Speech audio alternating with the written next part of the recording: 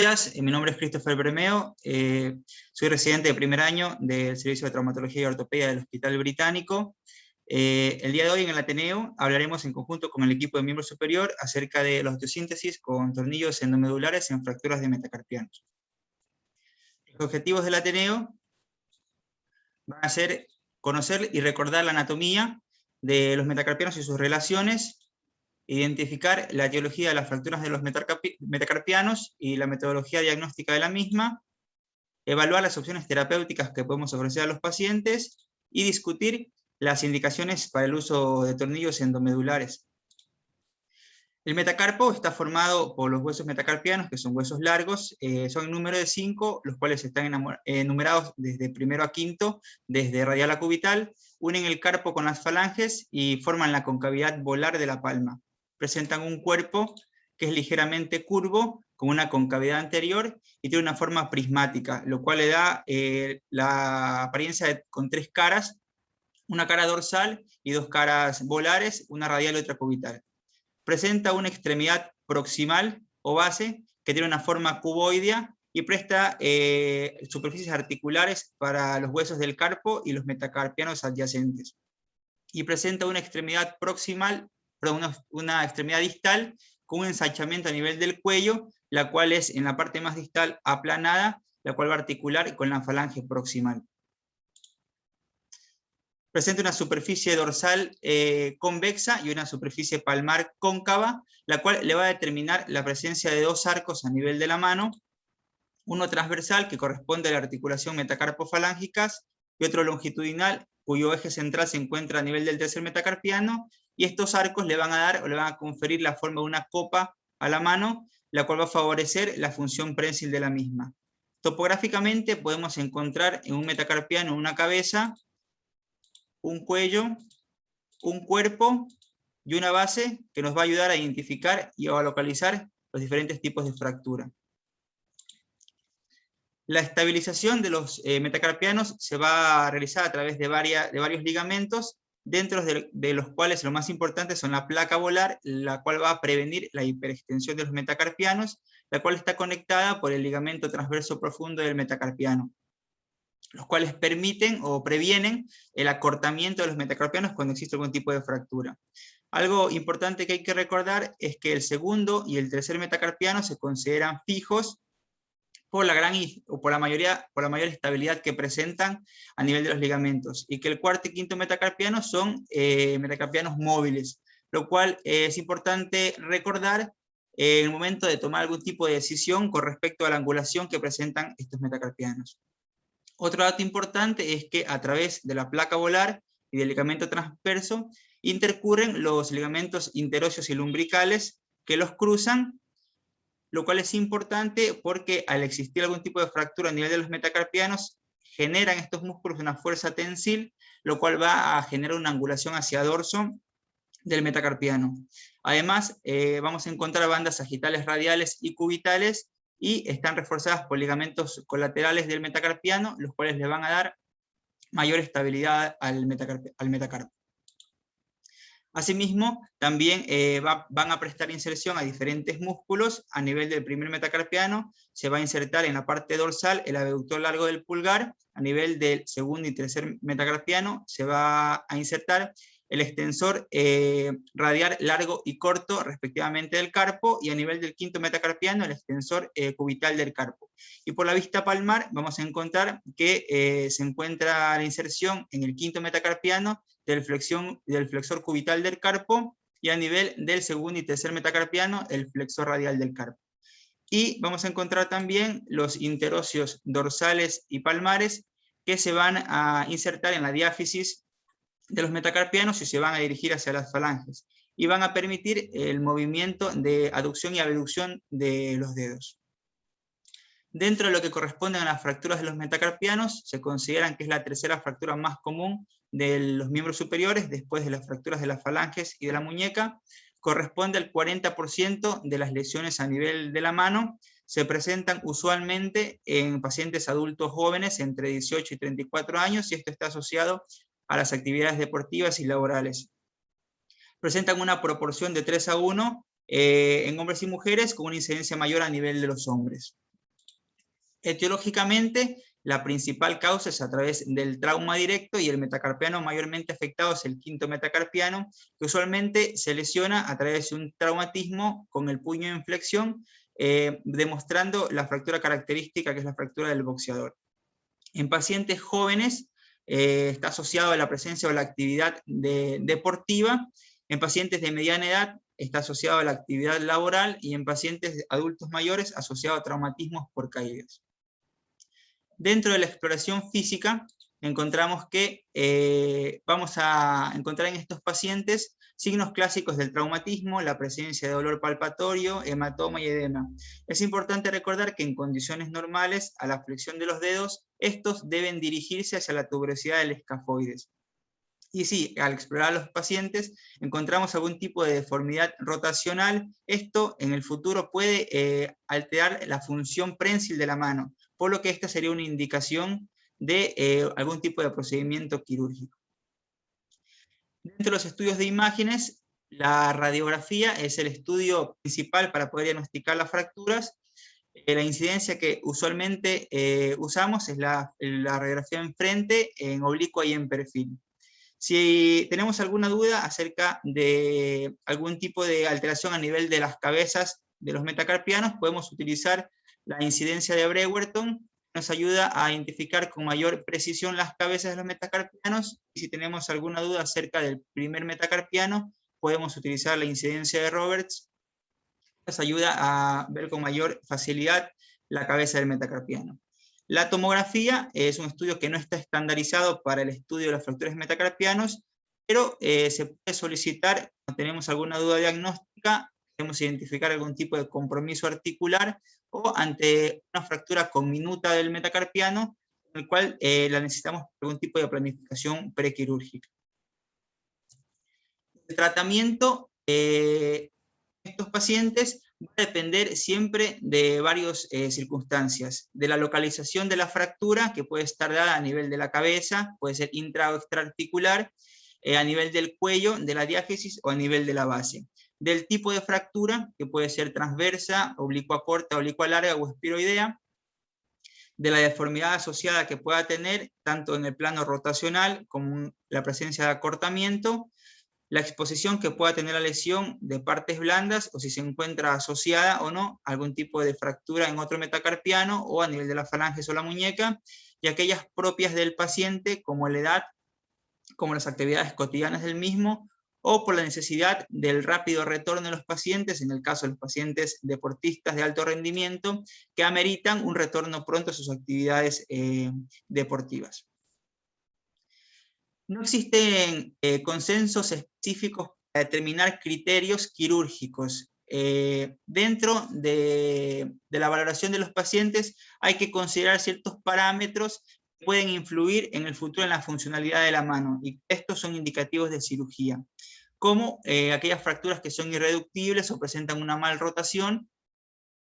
un compromiso intraarticular, sean fracturas expuestas o con pérdida de stock óseo, sean fracturas múltiples a nivel del carpo o el metacarpo, que van a generar una mayor inestabilidad, que estén asociadas a politraumas con fracturas en cualquier otra parte del cuerpo, que exista algún tipo de lesión de partes blandas y que la lesión requiera algún tipo de reconstrucción. Del Castillo, en el año 2016, realizó una revisión bibliográfica sistematizada, en la cual recopiló aquellos reportes clínicos de pacientes que habían sido operados por fracturas de metacarpianos, y recopiló artículos entre el 2004 y 2014 para identificar los criterios quirúrgicos consideraban los autores. Se incluyeron 19 artículos con un conjunto de 1087 pacientes, y lo que determinó era que dentro de los criterios quirúrgicos que más se adoptaban era la presencia de angulación a nivel del cuello o de la diáfisis, y la presencia de acortamiento.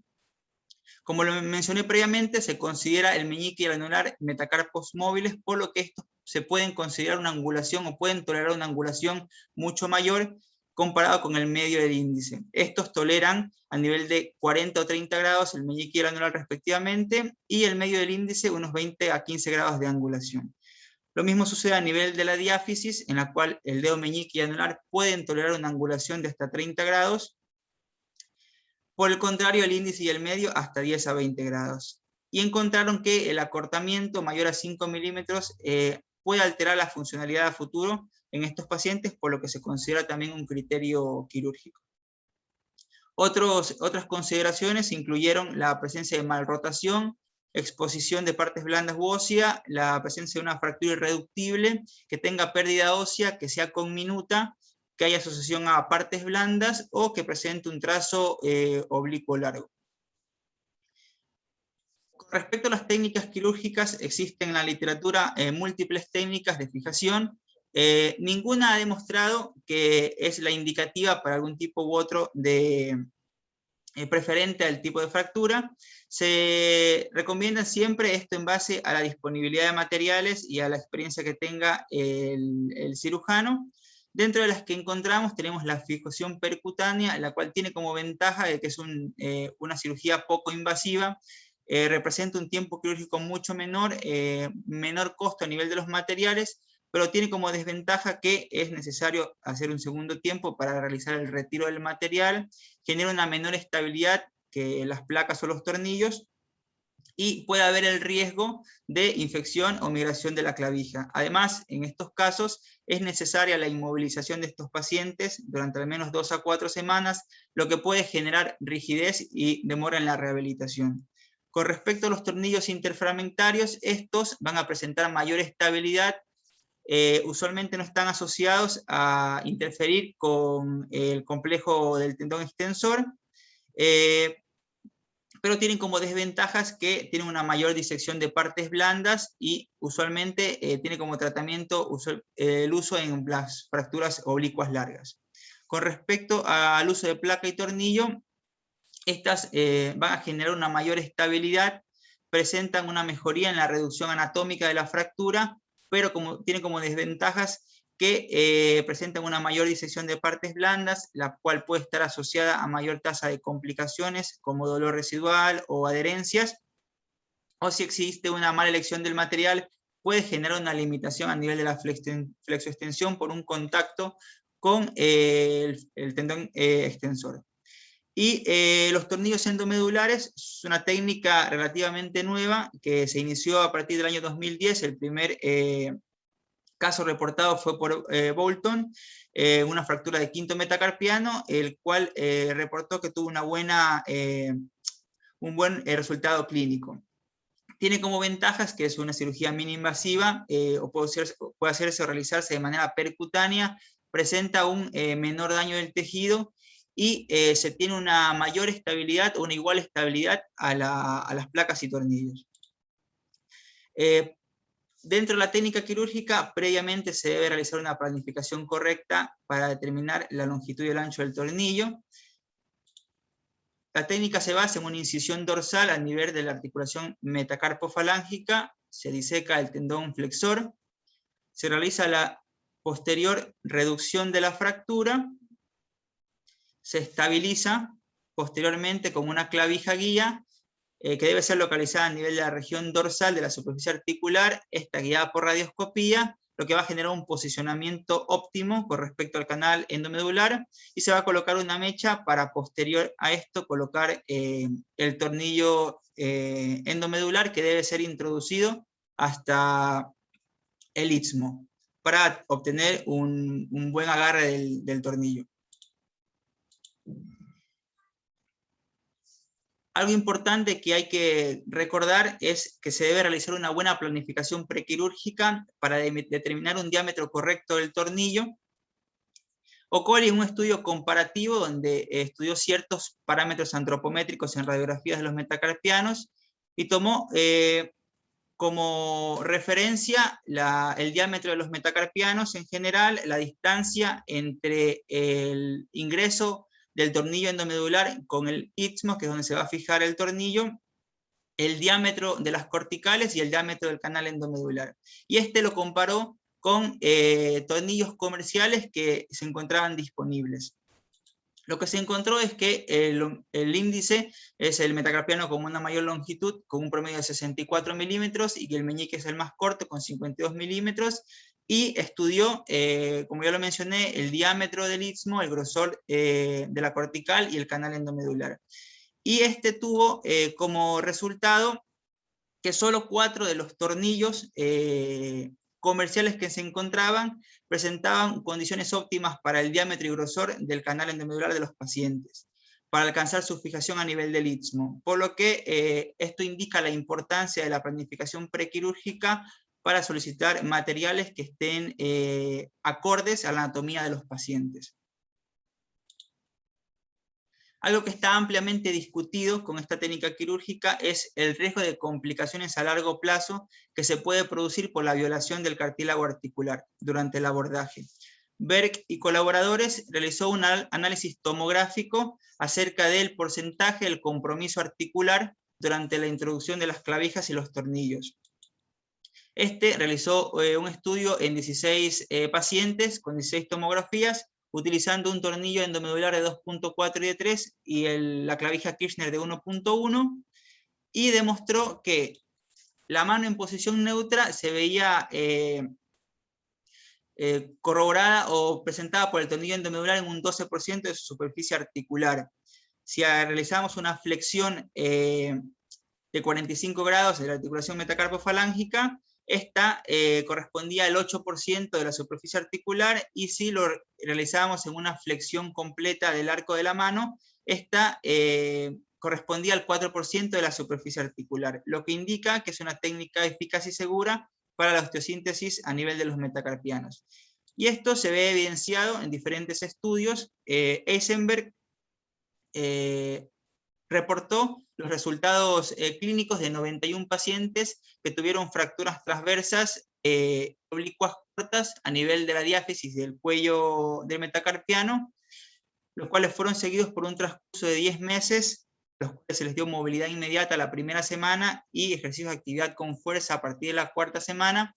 Este demostró que los pacientes a los 10 meses presentaban un 100% de un arco de movilidad completo, una fuerza de agarre de 104%, que es comparable con la mano contralateral,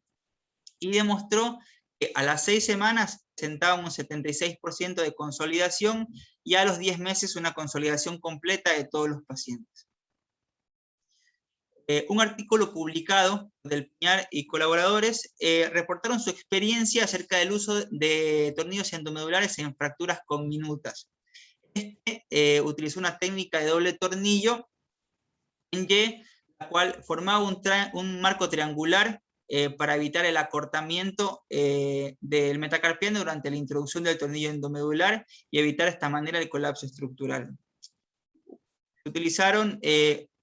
13 fracturas conminutas, de las cuales 6 fueron utilizadas con 2 tornillos endomedulares, y sus resultados fueron estudiados a los 19 meses operatorios, con un retorno a las actividades completas de los pacientes a los 76 días, con un 100% de arco de movilidad, un rango de movilidad activo de 249 grados, que se considera normal.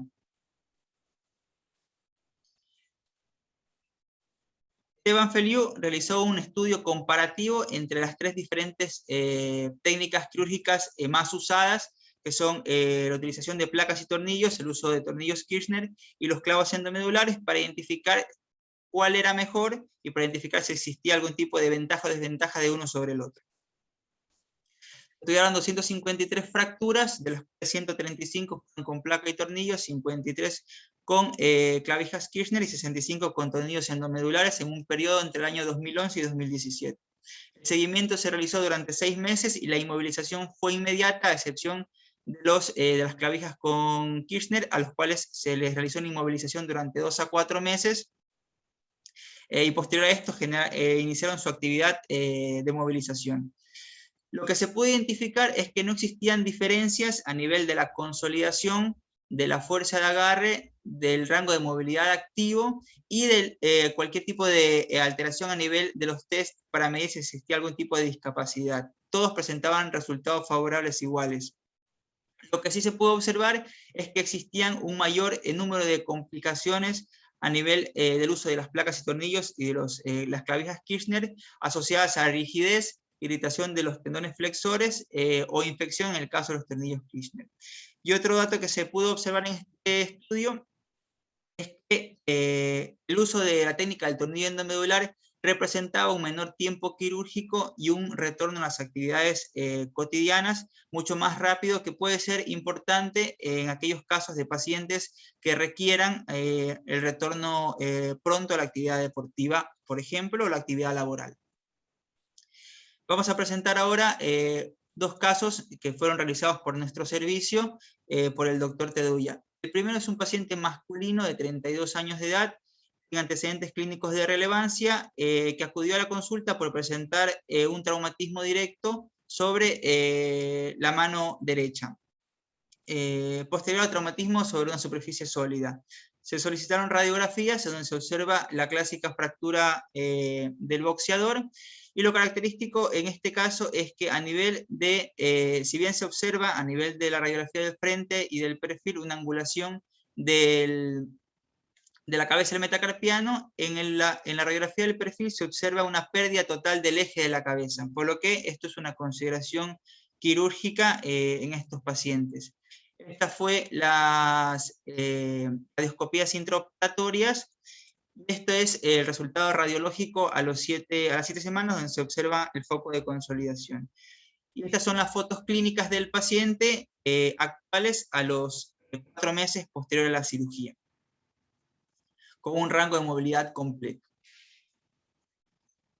El segundo caso es una paciente femenina de 26 años de edad,